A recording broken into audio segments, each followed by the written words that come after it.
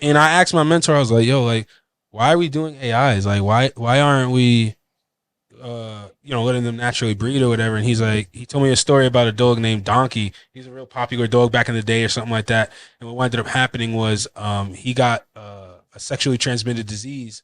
So he became sterile because of it. Oh, shit. So actually there is sexually transmitted diseases that dogs can catch if you let them naturally breed that can cause them to go sterile. So like that's when, after that, yeah. Dirty bitch. You know what I mean?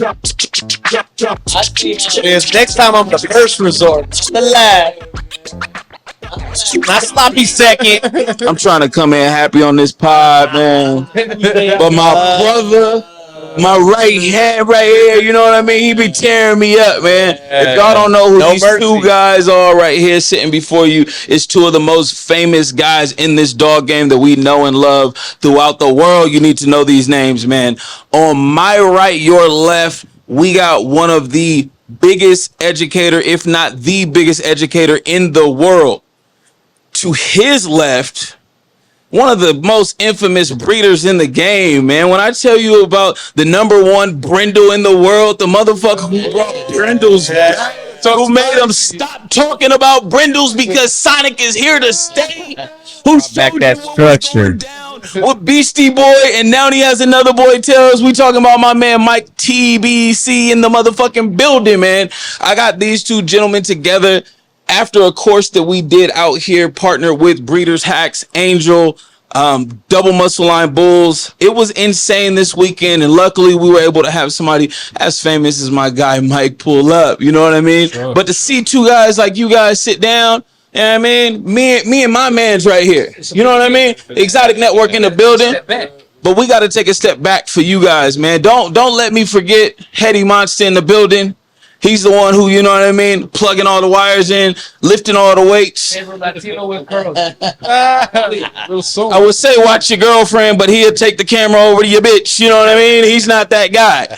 Anyways, man, we're going to get into this pod, man. Mike, Angel, what did you guys think about you, Angel, teaching the course? Mike, you pulling up for a little bit with some dogs. It was something that was a little different. You guys talk on that for a little bit. So, I'll just start with, for me, it's amazing because I know you can attest to this, man. There was nothing like this when we got into the game. No. And for the value and just everything, if I could have gone to someone at your level now or my level now and be like, hey, here's X amount of dollars, teach me what you know. That was back, 5-10 years ago. Even to this day now, so many breeders don't want to give game. So shots fired! Shots fired! Yeah, they act like they have some top secret stuff. Nah, but that class, man, seeing you teaching people how to pull and everything, even that alone, I didn't start pulling from my dog till I had Sonic, and that was my second stud. Really? That was my second stud. Sonic's 5 years old though. Okay. And I wasn't like a lot of these new breeders where they're trying to get a stud their first year. Yeah. I waited. I think of my fourth year, I waited for my stud. No, that's the smart way to do it though, and more breeders actually need to kind of take notes for something like that, because that's what I was taught as well. Build your females. You know what I'm saying? Build your females, especially too. I feel like if you do get that stud really early on and you're too immature to know how to properly, deal with all these breeders that want to use your stud now, how to properly breed them, you're gonna put yourself in a corner. You even burn your bridge by being a cocky person. And someone's DMing you, and you're thinking, this guy's a bullshitter. Yeah. And you instantly just give him the cold shoulder. Yeah. I feel like this dog thing is similar to almost like the rap game. You get a lot of people who they're just one-hit wonders. They get that one crazy stud, you hear from them again. But the real people who are putting out classics that stay relevant because they know how to breed their stud and outproduce that stud each time. You guys are doing it. And they know how to deal with the people. That's huge. That's big. That's big. That's big. Service is definitely huge. I agree 1,000%. Shit, I get more repeat readings from people because they like the business from the beginning. Yeah. They're coming back. Every single time. And don't get it wrong. There's a couple people where, things are kind of funny. They move a little funny. So I'm I'm not dealing with them no more. I agree. Because you're not just paying for the dog, but you're also paying for that networking with that individual. So you give them like a welcoming experience, like they remember that. I agree 100%. But just to backtrack real quick, so like your thoughts as far as like having that class, seeing it firsthand, like what would you tell like a newer breeder or even an experienced breeder seeing that? Like what would you tell them seeing that firsthand? I mean, seeing that firsthand, nobody ever taught me you didn't have to pull the whole thing out. Yeah. You know what I mean? That right there alone was a little bit of game. You know, just that minor little step. Oh wait, you always pull back? At first, no. At first, okay, when I first pulled, I thought I had to pull the whole thing out, or nothing was gonna work. Yeah. You know what I mean? But that little minor detail is something good where it tucks right away. You know, goes back in. Yeah, it's priceless. You know, and just little details like that you learn as you go a few years in. Got you. You know, so that was actually a jump ahead for people to pull and do those. So I'm assuming you would say it's definitely something you would recommend. Yeah, to like definitely. Breeders, right? No, until this day, everybody that's new breeding and they're asking me all these questions, I'm like, here, check out this Instagram. Hit him up. He's cool. When he gets some time, he'll get back to you. But or leave a comment. He'll get back to you. 100%. I try my best. Like it gets crazy sometimes because I mean you know how it is with a popular stud and what we got going on. It's like the DMs get crazy sometimes. People also need to be a little understanding of that, and that's why I talk about like dog breeding etiquette. Dog breeding etiquette. You know what I'm saying? Where hit me up the day of that you have a breeding. You know what I'm saying? Like that's big. Let me know when she's in heat. Stuff like that. That's big. Don't hit me. Like I want to know the very first day they're bleeding. I want to hear the first PG. You know, because even when people say, "Oh, she's only at like a 0.7," I'm like, okay. I'm thinking 6-7 days, but I know they're still going to get multiple PGs. Yeah. But I know it's not tomorrow. I know it's not 3 days. But at least it's on your radar. That's the biggest thing. Question for you, and then I'll answer the question. So, what is your thoughts? What is your thoughts right now on the dog game, like the market where we're at right now? Honestly, right now is the time to build. It is time for people to maybe like focus on their yard. People can keep on complaining about sales, but that's never been my focus. Yeah. So, build. You see these dogs these chocolate dogs that we're selling $15,000-$20,000 and they're selling for $5,000-$6,000. Go buy a couple of them. Invest into the program right now. Right now is the time to invest. I agree. Like, I'll just say this. Like for me, like, Fluffy Frenchies was a perfect example.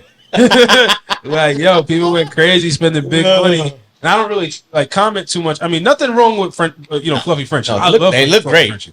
What I was just gonna say is just a prime example that a lot of people get into certain breeds and certain things because they see just like nothing but the dollar sign and nothing else. I think right now is the perfect time to breed for what you like. Yes. Because in my opinion, say you breed. I'll give you an example. In the class, there was a student who he had more of like the Frenchie was like a brindle, and then the other student had like a fluffy. He was telling me that he was going in two different directions, right? He's also going to do fluffies and, that kind of look and the pink and stuff. And then he's also going to do these brindles, but they had crazy structure. I think it was like Frenchie type stuff. So I told him, I was like, honestly, breed for what you like right now. Like you're taking up so much space in your yard by trying to please, like the market right now. But the market, honestly, that same puppy that is brindle, today's market, they're probably going to get close to the same price. So you might as well just breed for what you like is what I was just trying to get at, basically. You know what I'm saying?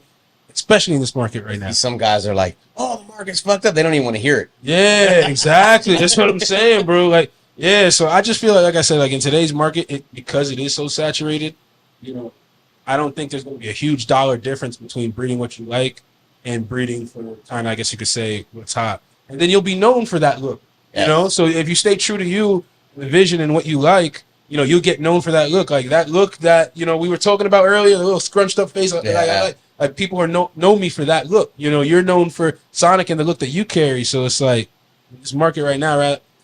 It's true to what you like, The market to me, it went back to, it's like I was telling somebody the other day, it's the dog blip. Like the market from 2020 to 2023, right now, I ain't never seen the market shoot up that high. Like it was the stock just went through the roof. And then now we're back at 2020 prices.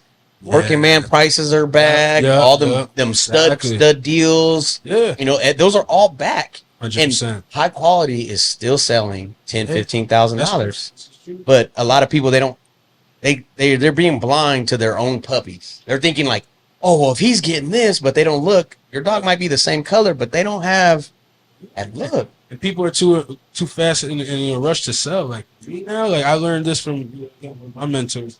I'll sit on for 6 months if I think the potential's there. Too many people are too caught up in, I gotta sell all this litter, and that's why I try to tell people, this is a marathon, not a sprint. Yeah. So I see some people get into the game and they want to have a crazy amount of litters, and then they kind of run out of steam. Yeah. You know what I'm saying? It's that pocket. It's that pocket, and then the work, and then when they're not selling out that litter, they're thinking like, no. You know what? I've kept, even during 2020, I kept old litters at that time. Yeah. I'm still doing it right now. Yep, me too. So it's like that rush thing is where people are like, fuck, I can't sell the dog. Exactly. $1,000 right now. I'm like, yep. Take a litter. Yeah, no, exactly, bro. And like I said, it's a marathon, not a sprint. So that's my biggest thing. But another thing that I don't see enough people talking about that maybe we can talk about today is tightly breeding. Keeping a consistent look. Like, do you feel like a lot of breeders right now are jumping from bloodline to bloodline to bloodline? Yes. Like, and what is your thoughts as far as all that? It just kind of depends on the look of the dog. Like, a lot of it has to do with bloodlines. Like okay, if I were to take an inbred Sonic daughter to an inbred something son, that's you're watering down your blood without losing the look, because that blood's tight, this blood's tight, and usually it comes in together, but they have to still complement each other. Of course. But when they're taking, but at least like the other blood that you're introducing, like anything you see, it's from that doesn't already come from your blood. It's more than likely coming from that blood. But if it's two different bloods that you're taking your tightly bred female to, then it's like, did it come from the top half, bottom half? Usually, I'm not gonna. I've hit using a 2 times something to 2 times a my yard. Okay. And I breed those. Yeah. It's been hitting. It's been hitting right now. Like I don't post none of my females. I don't post. I post them here and there, maybe when they're take. Yeah. But legit, I don't post them because people always try to buy them. And it always sounds, when that bag hits, you're like, ooh, I could sell her or I could keep her. It's tough. Yeah. I get what you're saying. You don't even send me the offers. Like, but it's like you're like, before us trying to create something right now, that's why I'm not really stressed too hard on sales. Yeah. I'm not going to stress on that. Exactly. Yep. I agree 100%. And that's the thing. That's one of the things that I see a lot in the game, and that's why I wanted to talk about it. It's just the fact that I see a lot of breeders like they jump from blood to blood to blood, so they never get to find out what they're really working with. Because, like, for example, I know the blood that I deal with. I know the good things that come along with it. I know also there's some issues that come along with it. Any blood. There's no perfect dog or blood out there. So. But if I kept jumping from blood to blood to blood, I wouldn't have gotten to know characteristics and traits that my blood is known for. So now when I'm ready to outcross, I know already, okay, all this stuff came from my blood, all this stuff came from the other blood that I use. I just don't see that talked about enough as far as bloodlines. And like I said, like for me, when I came up, there was nothing wrong with you breed to the same stud owner a couple of times to get, like, if I wanted 2 or 3 times Sonic, maybe I have a Sonic daughter, breed her back to one of your boys, you know what I'm saying? And really get that look on a lock before I decide that I'm going to go to another camp. And see, that's where, like what you just said, basically, I've seen people where they hit with Sonic and they'll basically turn around and go try to use something else. And they just wasted 2 years. Yeah, exactly. They just wasted 2 years of crossing all this time. Next thing you know, you're 5 years and you're not even close to where you want to be. Nothing consistent whatsoever. No, nothing. Your litters are still, you got one hitter and the rest is looking like pit bulls, and you're like, man. Yep. So is that what you would say your number one thing you breed for is consistency? Consistency. I would say the same thing. I want people to be like, oh, that's 4th pick. Oh my God. I'm not showing you 1st and 2nd. Exactly. I'm not going to post that. I'm going to wait till they're fully developed a year from now, and then I'm going to show you. So you guys heard that first. Like, in my opinion, all the top, and I like to say I speak with a lot of the top breeders, what they breed for over anything is consistency. They're not looking for that one-hit wonder. They're looking for an entire litter of hitters. And that's what I look for every breeding. That's all. I have to definitely agree with that. That's all, and that's all I want. That right? Is all. Exactly. Like, I just want, like I said, a consistent look. my entire yard to look unison. Now, yet again, you know, am I going to bring in different dogs, you know, that may not have the look for an outcross? Yes, but even then, I love the point that you made that even if I'm going to outcross, that dog needs to be tightly bred. Yeah, that's legit. Because, like you said, if I wouldn't go to somebody if I see them going all over here, I'm like, I ain't gonna use that stud. And then I look at production a lot. I look at the other studs' production, and if I like something in that, that brings it to mind, like say, can't even throw nothing out there. Shoulders. My number one hate thing is I hate it when they're just. They have the chest spread, but their arms are super straight. And they don't have this upper shoulder. Yeah, I know what you're talking about. My favorite thing is seeing this upper shoulder. Yeah. You heard me, that turkey leg? I want to see this shoulder, and I want to see look like he flexing. Yeah. And I've seen dogs where, damn, he looks good. The chest spread's there. Yeah. It makes his chest look big, but muscles. I know. And yet again, like I said, it all comes down to actually breaking the dog down and just breeding for what you like. Yeah. Exactly what you broke down is what you like. And like I was telling you earlier, like I like the dogs I like tarted bone with a nice scrunched up face but tight skin. I like a nice barrel, you know what I'm saying? A barrel chest. I like a nice wide rib cage. Yeah. Because I feel like that makes a huge difference on the dog, in my opinion. Drop. That's when you see that, you're like chest drop. And then even when you're looking down at the dog, because if the dog, in my opinion, if their waist tapers too thin, it makes the dog look a little too lean. You got a nice wide, unless they got that rear, but see, like I can piece everything. Like, oh no, they got the rear and the waist is still kind of small. Like, I'm still kind of like, all right, it's not bad. Exactly, and that's why, like, and maybe you went through something similar. Like, I remember when I first got into the game, like, I took probably like a good year just studying these dogs and seeing like what was out there, what resonated with me, and what did I like. You know what I'm saying? And I think people need to kind of almost get back to that. And see, like, I did the rookie mistake. I chased the cut.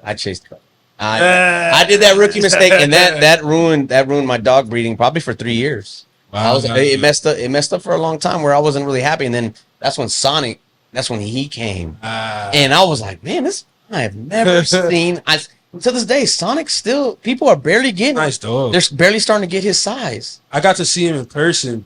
That boy is like, he's small, man. He's very small. I didn't expect him to be that small. And like I said, and then what actually surprised me is I didn't realize he was 5 years old. Oh. When you had produced that like a while ago, that's sick. He's not just like, and it's not just that he's small, but he still has a little muscled up look. And then his feet. That's one of the things I love about him. I didn't notice. They're not high-fiving the concrete. They're not high-fiving the table. They're still tight. Even though he's small, he still has those correct features. 100%. So that's something that caught my eye right away. Definitely. Like, he never had no just. So let's even give him an example. Like, break down the pet of, like, say, I don't know, like Beastie Boy, for example, and how he's bred, so that people can see as to like why you want to tightly breed your shit. Just as an example, right, well, you know, Beastie Boy is a 2-time Sonic daughter, bred to a Sonic son, which is Boogie, and name going crazy. Everybody knows Boogie right now. Yeah. And that 2-time Sonic inbred to a line bred to a son, and that's what created Beastie Boy. And honestly, everything Beastie Boy has touched has consistent litters. Yeah. Consistent, boned up, in that face. He's so tightly bred. So tightly bred. Genetics are so tight. Even Westmont, he used them to I want to say a 2 times Dizzy Devil daughter and bred it to Beastie Boy, and he's got a boy over there that is insane. I keep on trying to get him to send me pictures. He ain't sent that one yet. But yeah, it's exactly what you just said. So like, and that's what I've noticed, you know, since I started. Like most of the top studs were very tightly bred dogs. Yeah. You know? And again, there's exceptions to the rule, but they don't make the rule. In my opinion, tightly bred stud, I'm always gonna want to rock with that over a dog that's outcross, because I don't trust that he's going to produce for me as well. And I have that's where it's like, okay, I'm going to look at the production. And if I see that he's not just a one-hit wonder and he's actually producing, of course, but that's where I'm saying, if I didn't see production, but if you're going based off of production, this dog's just pre-pwned. And that's one of the sad things is that some of these studs, people won't even give them a fucking chance, and then the people don't have the females in their yard to show. Exactly. That's how I had Sonic. A lot of his breedings in the beginning were all in my yard. Yeah, I bred him to it. Just right when he opened up, I bred him to about 6 females. Everything took. So when I showed like, hey, this brindle dog is throwing this, I had chocolates, fonts, everything. Even Boogie's litter. That was one of Sonic's very first breedings. The whole litter was lilac and fawn. The whole litter, not one. And people were like, "Oh, he sent you a stunt double. He sent you a stunt double." But he did the pull. Oh. Boogie's owner did the pull. Oh shit! That's so he was like, so there was no stunt double. Exactly. Yeah. But little shit like that. I get you, man. That's crazy, bro. But like I said, I think that's definitely a big thing. And like I'm the same way with my dogs. I like them extremely tightly bred. You know what I'm saying? So that then I have a consistent look, and then I can play around, start messing with things like that. That's, I guess, when you're a real creator and when you really have a passion for this, like that's how you look at it. Yeah. You know what I'm saying, versus there's obviously people who just want the money and just to say I have Sonic's hot right now, I got some Sonic kids. Yeah. You know what I'm saying? Or like the China blood thing was going crazy for a minute there. We was, how about a dog from China? And I'm like, hey, you should have bought it from the US. I mean, I agree on that. But yeah, man, I mean, with that being said, so now where do you see the dog game going in the future? Like, what do you see the looks and where the dog game will be in the future? Man, it's so hard to predict. It's so hard. Cause it's crazy. Cause it seems like the tight muscle is coming. Yes. That tight muscle, good face, no more. That tight muscle look. That the bigger head seems like it's starting to come back. Yeah. Because it seemed like the heads did get a little bit smaller. Yeah. For a second, and now it seems like a lot of people are starting to bring. And that it seems like those merles, they're getting better at the merles. It's not as loose skin no more. That's true. Before, when the merles started coming, oh man, how about tails? I see a lot of tails is coming back. Yeah, you know? Big time. So I mean, you're gonna say? I'm sorry. No, go ahead. So like I said, I think the game, the direction that it's going in, is I think what happened was I could be wrong.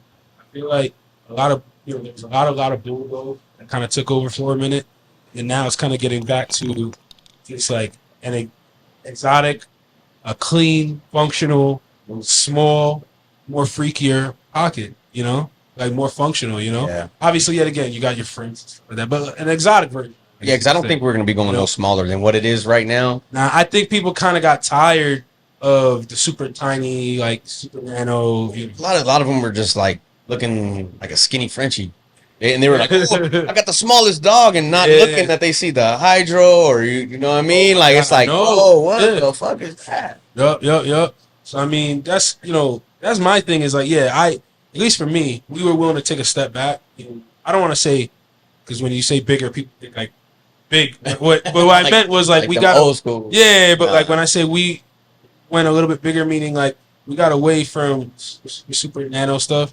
We just stayed with like nice sized exotic dogs that had plenty of bone, plenty of head, and you kind of always have to have, as I showed you, I like myself. I feel like you gotta always have some dogs like that to slap some bone on and bring those bulldog features type back in. Type back in. So I'm trying to think what else. You got any questions, Ed? East Coast style versus West Coast style. I know that Angel loves the dogs that he breeds, and he has his own look, but it's so East Coast, right? And coming to the West Coast, what's a feature that you would take it out there with you? If you could implement something right now in Wishbone and be like, I wish you had this from this dog out here. I feel like in the future I would use more West Coast dogs. I feel like for right now, there's certain things I want to do to my home dogs. How'd I put it? Like, this is what I've always loved about the exotic bully is like there is no standards. You can create what you like.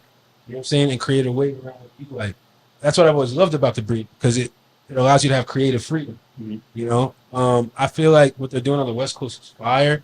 I feel like what I would bring over to the West Coast is probably, if I was to use a West Coast dog, I'd probably use it to get more of a muscled up look. And I think this is what is being really like, is what's really popular over here is that super like, like that nigga just hit the weights. Yeah, he just got out the gym. You know what I mean? Like, let me rephrase. Actually, like more of like a bodybuilder that's at a show, shredded up, versus my dogs are more like power lifters. Yeah. They're big and bulky, not like tall, but no, like, I got you. They're thick dogs.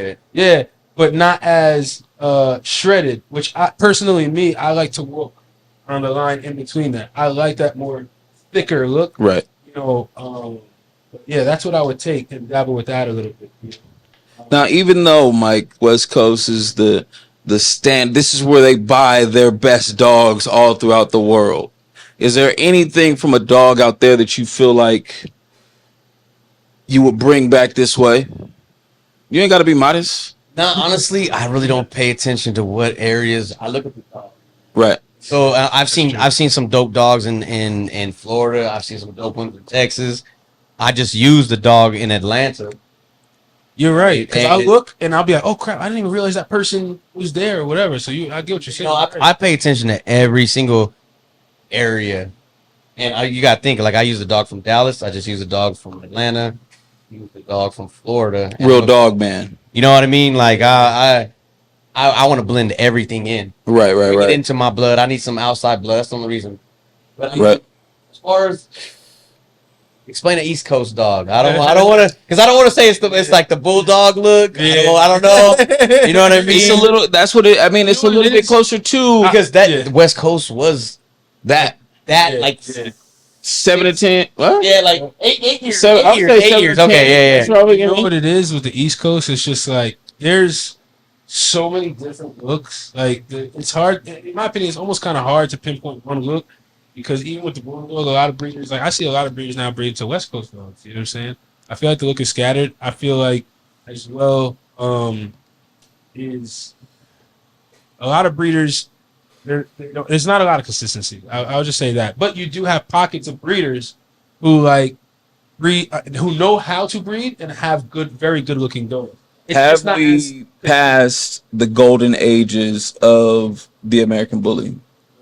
The golden age. Has that already passed? Nah. I don't think so. I don't think so. I think it's only going to get better. Yeah. Like more and more people are starting to pay attention to what's going on in the American Bully community. Even the people that left to go to Frenchies real quick to try to make that big buck, I see them coming back to bullies. Doubling back. Yeah, they're doubling back because once you start learning, really knowing how to breed, and you start having your own look, that's like, oh, gee, look what he got. Oh, I should have just stuck to the bullies. Right. I've had people tell me that. And they're talking about coming back to bullies and buying a dog off. Yeah, because even though the Frenchie is the number one known dog in the world now, that also means there's a lot of money that's being made over there. But for a lot of guys that were making a lot of money, those guys aren't making nearly as much as what they were making before because you can get that anywhere. I'll just say this, so it's more or less what you guys are talking about, and that's building a brand. So if you concentrate on building a brand and building a look, you'll never have problems selling dogs because you're always going to have your own customer base with that price point that's ready and willing to pay that. It's not only that too. I feel like when it comes to the bullies, especially the exotic bully, we often breed and sell our dogs to other people. It's almost like a self-sustaining ecosystem because, like I said, it's other business owners selling to other business. So it's like, and then and Angel, I didn't notice that. The main thing that made me notice that was going to an Only Frenchie show and any other dog show. It's 50% consumer base and people that are coming to see the dogs that don't even have dogs that are willing and ready to purchase at a Frenchie show in comparison to a bully show. It's like a family reunion. And then like your litter mate. Oh, okay, so you made it. You know what I mean? It's more of a celebration type thing because of what you said. Exactly. And then, I mean, obviously, because the game moves so quickly as well. And, I mean, it's unfortunate, but the dogs don't live as long as, like, say, the game dogs that used to breed or maybe. So the cycle is shorter and faster, which, like I said, just I got one for your ass. which just equates to, like I said, a self-sustaining ecosystem. In my opinion, be popular no matter what other breed is out there that's popular, because of the fact of who the buyers are, who the sellers are, the product, so on and so forth. Angel, you being the number one dude in the world for this education thing, Yeah. what do you feel about cloning? Cloning. Ooh. Let's get this man on camera talking about this subject. The educated, the truth. I mean, break that down again. My opinion of cloning, it's kind of game changing when you think about it. Like the one thing is, I mean, once I saw that though, I was like, they clone people, sure. that's just anyway. But that's just where your mind went. Yeah, but for dogs, I think it's crazy when you think about it. Now, in my personal opinion, would I like? There's only in certain circumstances do I feel like it would be worth for me cloning a dog.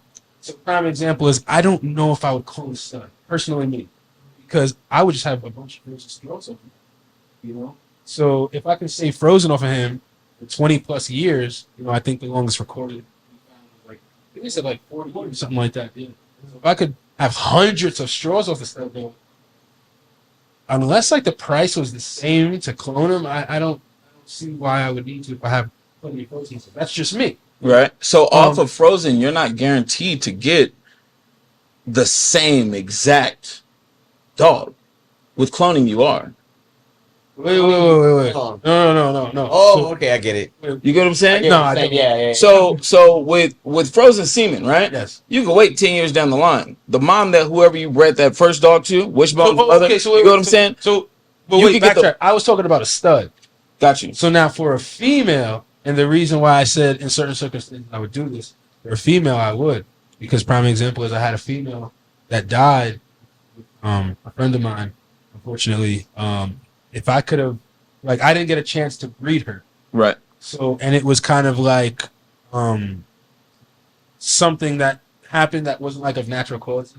So I would have cloned her because theoretically, if, the accident, tragic thing didn't happen, she would still be here today. Those are the times that I feel like it's dope to either clone or bring back, right? Exactly. It's either a dog that you loved that just made you who you are, right? Or something that you felt like had that so much potential, but maybe choked on kibble. Well, yeah. Maybe the AC went out and, like it was a freak accident, like you were saying. Those are the times that I'm like, yes, run it back. But there's a difference. Like at the same time, I'm speaking purely from a breeder's perspective.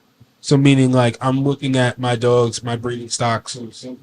But as a pet, yet again, like you said, if it was one of my dogs that like did everything for me, and like I have pets like that are just strictly pets. Some of them I breed. Some of them they're just pets. They're lifers. They're lifers.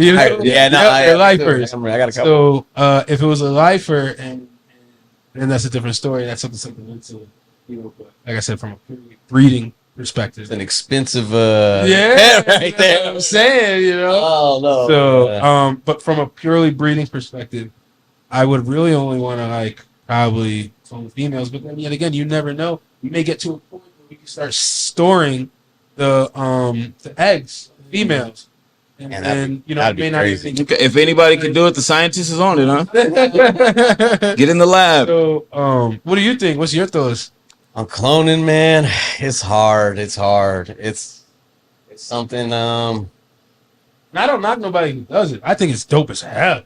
It's dope, but I don't know. It's hard. I think it's too early to tell, right? I think the idea of it is there, right? We all know the idea behind it, and some people are financially doing it for financial gains. Other people are sentimental value, and then some people are just like experimental, right? That's it. I feel like some people are just like they have the money to do it, and it's just like let's just. I'll say one thing that actually because I got to go visit my mentor over in Sing Sing, and he said the one thing about cloning is like purpose. I mean, yet again, we're ruling out like it wasn't because of natural causes or anything like that. I mean, I'm sorry, we're ruling out anything like accidental or anything like that purely because someone wants to bring back a dog from like, you know, they felt 10, that was ahead of 20 the years time. ago or whatever, and want to breed. Like the only thing is, like he kind of made a good point. It's like breeding is the purpose to continue to progress. Yes. So if you're bringing stuff from the past, you never like I don't know. It's not that you'll never progress, but it's kind of like defeating the purpose a little bit.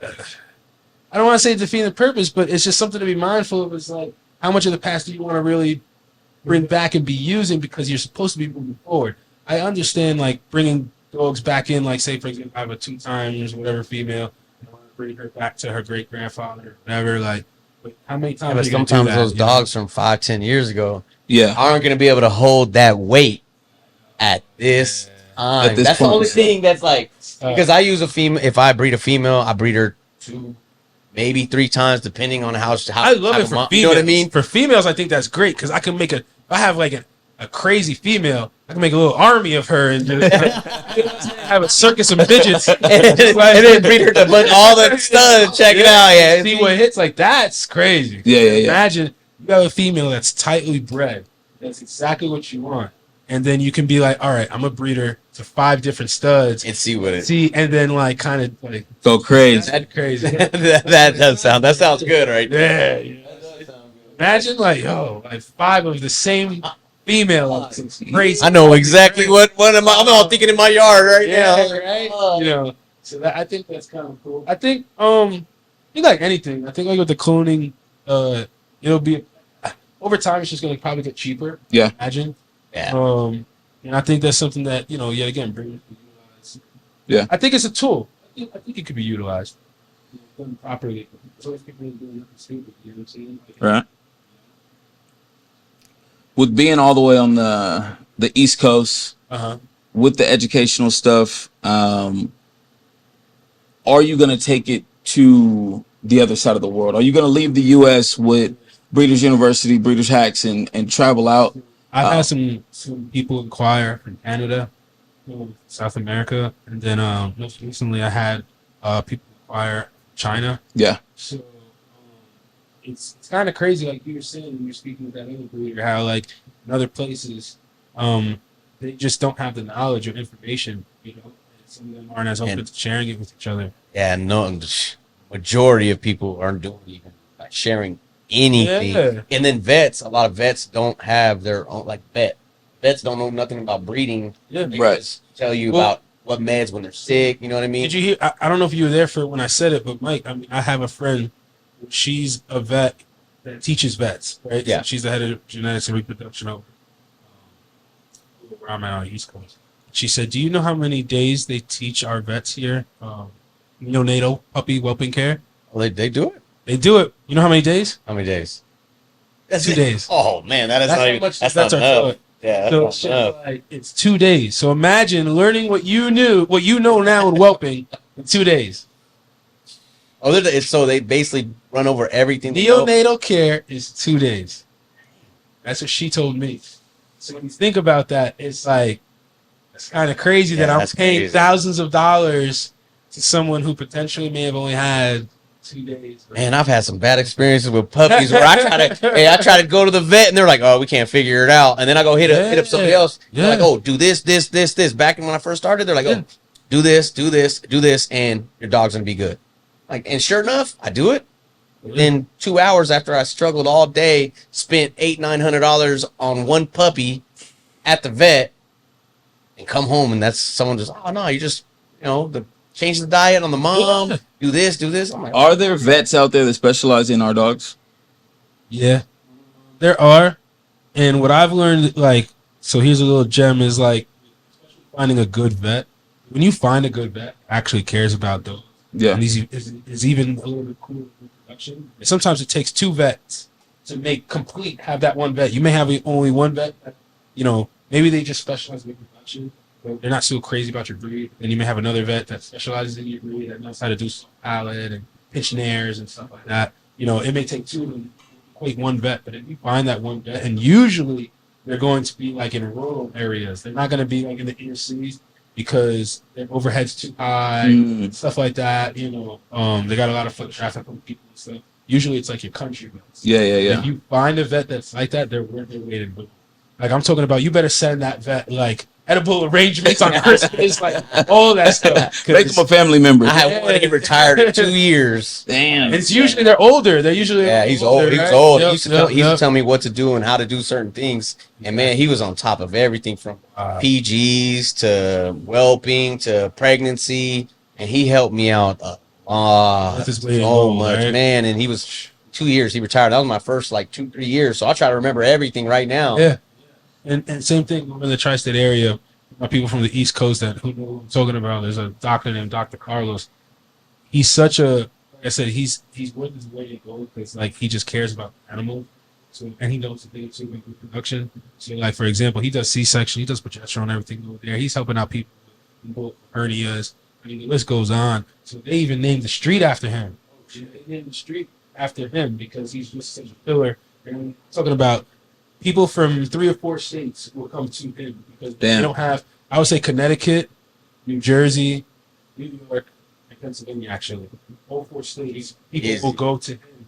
Yeah, oh, yeah. He stopped taking new clients. And he's been doing that for years now because he has so many present clients. If you're not a client that has been to him already, in the past, it's probably been already 2 years, 3 years. Don't even call. Can't come in. So you find a good vet like that, yeah, you hang on to it. Yeah, you don't let it go. So it's usually going to be So Mike, what can we expect from this boy Tails? I know you've been teasing him. It's like a photo or a little something out there. Tails. He's got a couple litters. I got a litter at my house. And then he actually has 3 breedings this week. Ooh. And he's ready for a raw video. Let's go. I know a guy. You know what I mean? I know a guy. I don't know. I might know this. I might know somebody. I don't know about him. I think he flakes a lot. See what I'm saying? Hey, I'm gonna do my best, man. We're gonna get Tails right. I've been trying to get this Beastie Boy thing going before we even move on to Tails, and you just keep on popping out with these consistent ass studs. I can't keep up. You know? Oh, you don't even know. You don't even want to see Bad Boy. I need the button. Man, I got a Bad Boy and I got another a Lilac Tri coming. Truth. Hey, the consistency over there with you, and I feel like Mike is one of those guys that you can always go to gauge what's going on in the dog game, especially the bully game, because he has his own lane that's carved out, right? Even though being a part of TBC, blase, they feel like that helps. Even within TBC, like there's 3 or 4 different lines. Everybody has somewhat of their own consistent look that they're going for, and that's one thing that I feel like makes TBC dope. Is that's how it should be. Everybody's going for what they know and what they want. It's not like we're all trying to create. Everybody's trying to create the same thing and out-create each other. Everybody's in their own lane. So it's like when Mike tells me like, what do they mean the dog game is this? Nah, we good over here. Yeah, I don't have no issue. That's why I keep talking about people need to follow their vision, because